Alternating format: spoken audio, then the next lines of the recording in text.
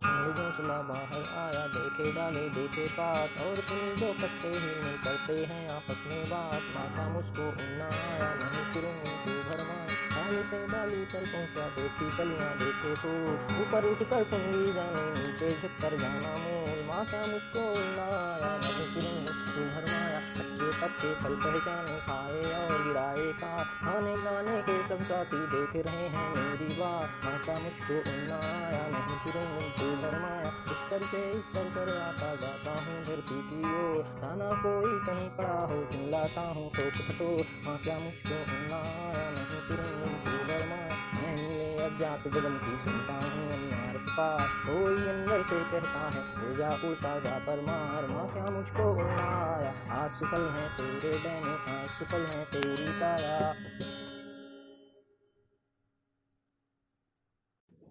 तो दोस्तों, अभी हमने हरिवंश राय बच्चन जी की एक प्यारी सी कविता चिड़िया और चुरुंगुन को पढ़ा। हरिवंश राय बच्चन बॉलीवुड के मेगा स्टार अमिताभ बच्चन जी के पिताजी हैं। इन्होंने प्यारी सी कविता चिड़िया और चुरुंगुन लिखा है।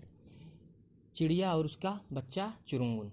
इसमें चुरुंगुन बार बार अपनी माँ से प्रश्न पूछता है कि माँ क्या मुझको उड़ना आ गया है। तो उसकी माँ बार बार कहती है नहीं बेटा, अभी तुझे उड़ना नहीं सीखा है, अभी तूने उड़ना नहीं जाना है।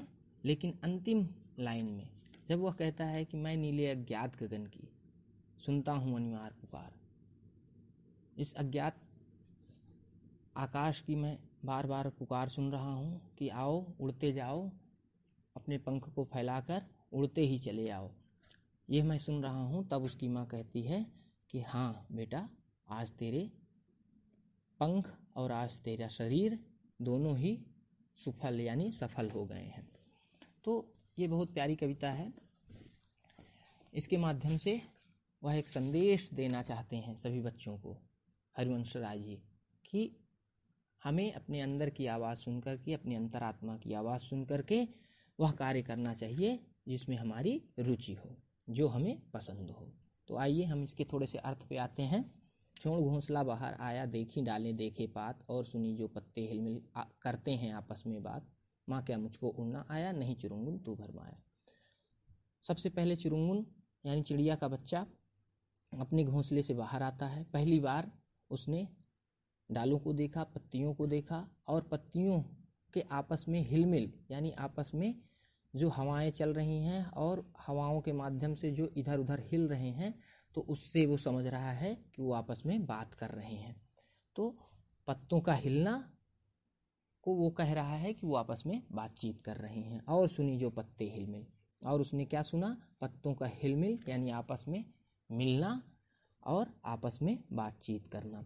माँ क्या मुझको उड़ना आया, तो वह माँ से अपने प्रश्न पूछता है कि माँ क्या मुझे उड़ना आ गया है। तो उसकी माँ कहती है नहीं चुरुंगुन, तू अभी भ्रम में है।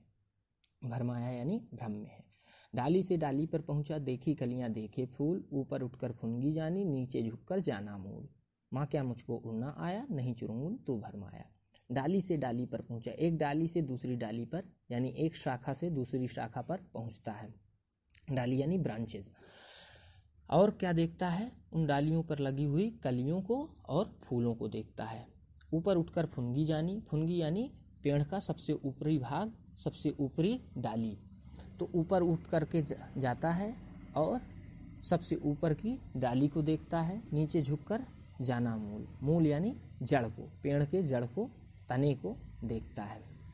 झुक करके, नीचे झुक करके देखता है। अभी नीचे जा नहीं सकता है, केवल झुक करके देख रहा है। ऊपर अपने गर्दन को ऊपर करके सबसे ऊपरी ब्रांचेस, सबसे ऊपरी शाखा को देखता है, और नीचे झुक करके पेड़ के जड़ को देखता है। अभी जा नहीं सकता है। और फिर माँ से कहता है माँ क्या मुझे उड़ना आ गया है। तो उसकी माँ कहती है नहीं बेटा, अभी तू भ्रम में है।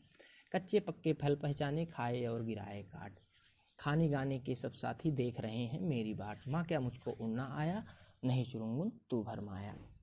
फिर तीसरी पंक्ति में अब चुरुंगुन और बड़ा होता है और कच्चे और पक्के फल की पहचान करने लगता है। कौन सा फल कच्चा है, कौन सा फल पका हुआ है, इसकी पहचान करने लगता है। और उनको खा करके, जो पका हुआ फल रहता है उसको खाता है, और जो कच्चा रहता है उसको गिरा देता है, काट के गिरा देता है। खाने गाने के सब साथी, और अब उसके दोस्ती भी कई चुरुंगुन से हो गई है, कई और चिड़ियों के बच्चे से हो गई है। तो खाने गाने के सब साथी जो उसके साथ फलों को खाते हैं और गाना गाते हैं मीठी आवाज़ में, तो उनके सभी साथी उसकी बाट यानी राह जो रहे, बाट यानी राह को देख रहे हैं कि कब आएगा चुरुंगुन। तो खाने गाने के सब साथी देख रहे हैं मेरी बाट, और खाने के तथा मेरे साथ गाना गाने के सभी मेरे मित्र मेरी राह देख रहे हैं। बाटियाँ मतलब राह। माँ क्या मुझको उड़ना आया? तो हे माँ क्या मुझको उड़ना आ गया? तो उसकी माँ कहती नहीं चुरुंगुन, अभी तू भ्रम में है। उस तरु से इस तरु पर आता, जाता हूँ धरती की ओर, दाना कोई कहीं पड़ा हो, चुन लाता हूँ ठोक ठकठोर। माँ क्या मुझको उड़ना आया? नहीं चुरुंगुन, तू भरमाया। उस तरु से इस तरु पर आता, एक तरु अर्थात पेड़, एक पेड़ से दूसरे पेड़ पर अब आने जाने लगता है। चुरुंगुन और बड़ा होता है और एक पेड़ से दूसरे पेड़ पर आने जाने लगता है। जाता हूँ धरती की ओर, अब जो झुक करके देख रहा था धरती को, पेड़ को, अब वो नीचे जाने लगा है। जाता हूँ धरती की ओर, दाना कोई कहीं पड़ा हो, चुन लाता हूँ ठोक ठटोर। और कहीं भी दाना रहता है उड़ करके जाता है और उस दाने को ठोक ठटोर यानी जांच परख करके ले आता है कि दाना ही है या कंकड़ है। तो दाने को ठोक ठटोर यानी पहचान करके ले आता है।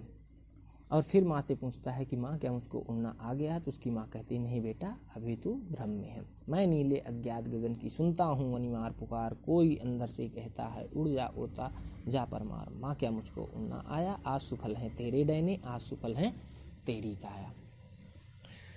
फिर कहता है कि मैं नीले अज्ञात गगन की सुनता हूँ अनिवार्य पुकार। अज्ञात जिसका ज्ञान न हो, ऐसा जिसके बारे में कुछ पता ना हो, तो ऐसे गगन अर्थात आकाश के, ऐसे आकाश जिसका कोई पता नहीं है, उसकी मैं अनिवार्य यानी लगातार पुकार यानी आवाज़ को सुन रहा हूँ। बार बार मैं उस अज्ञात, उस अनजान आकाश की बार बार लगातार आवाज़ को सुन रहा हूँ। कोई अंदर से कहता है, और मेरे अंदर से ऐसी एक और आवाज़ आ रही है, पता नहीं कौन कह रहा है कि उड़ जा, तू उड़ और उड़ता जा परमार। पर अर्थात पंख, मार मतलब पंखों को चलाते हुए। तो उड़ जा और अपने पंखों से हवा मारते हुए हवाओं को और आगे बढ़ाते हुए उड़ता जा, अपने पंखों को चलाते हुए उड़ता जा। माँ तो माँ क्या मुझको उड़ना आ गया है? तब उसकी माँ कहती है कि हाँ, आज सुफल है तेरे डैने, आज तेरे पंख, डैने अर्थात पंख, और आज सुफल है तेरी काया, काया अर्थात शरीर। आज शरीर और पंख दोनों तेरे सफल हो गए हैं बेटा, आज तू उड़ना सीख लिया है। क्योंकि अब तेरी अंतरात्मा की आवाज़ कह रही है कि तू उड़ जा, इसलिए तूने अब उड़ना सीख लिया है और आज तेरे शरीर और पंख दोनों सफल हो गए हैं। ठीक है, इस तरीके से आप भी अपनी अंतरात्मा की आवाज़ सुन करके अपने पसंद के कार्यों को करिए। धन्यवाद।